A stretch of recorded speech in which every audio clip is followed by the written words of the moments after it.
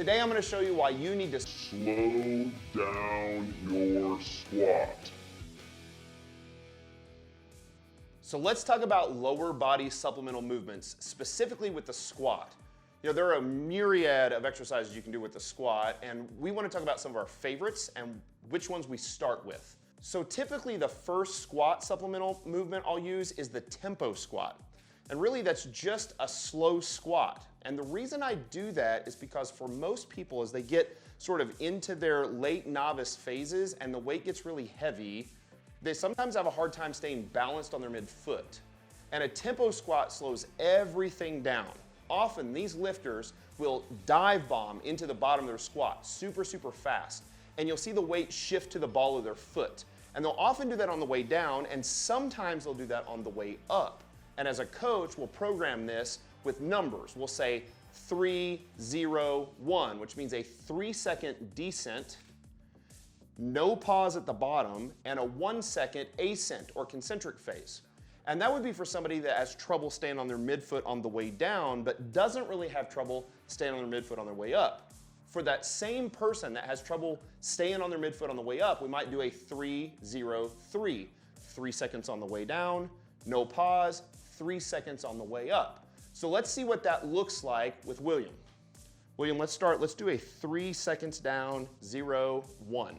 So slow on the way down, come up at pretty normal speed, focusing on staying on your midfoot. Stand up tall, walk back, looks good.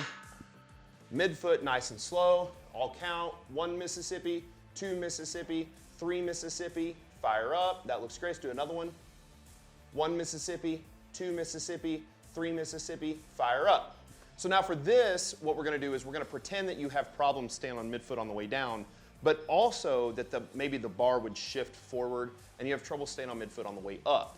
So we wanna control and slow down the descent on the way down, like a 3-second descent and a 3-second ascent. And by the way, let me just get this out of the way. I don't really care if it's actually 3 seconds, right? If it takes 4 seconds to get down there, it's not a big deal. The idea is that we're slowing it down enough to feel what I need to feel. Most novices don't have great body awareness, so that slowing it down lets them feel, okay, I'm on my midfoot and I'm staying balanced. So let's do a 3, 0, 3. 1 Mississippi, 2 Mississippi, 3 Mississippi, fire up, 1 Mississippi, 2 Mississippi, 3 Mississippi, stand all the way up and walk it in. Good. And so that is a tempo squat where we slow down both the eccentric and the concentric phase. So the question is, where would I put these tempo squats in the weekly schedule? And the first place I'll often do it is when a novice, sort of late novice, moves into a Wednesday light day. That light day is a great place to put that tempo squat in if they're having balance problems or control problems with staying on their midfoot or staying tight down into the hole. So I can put on Wednesday light day. And when I do those tempo squats, I'll often do them for 5 sets of 3 rather than 3 sets of 5 because the reps are so much slower that 3 reps of a tempo squat take about the same length of time that 5 reps of a regular squat would take. So that's a great place to put them in. You could also just put them in a 4-day split on that supplemental squat day after the main deadlift.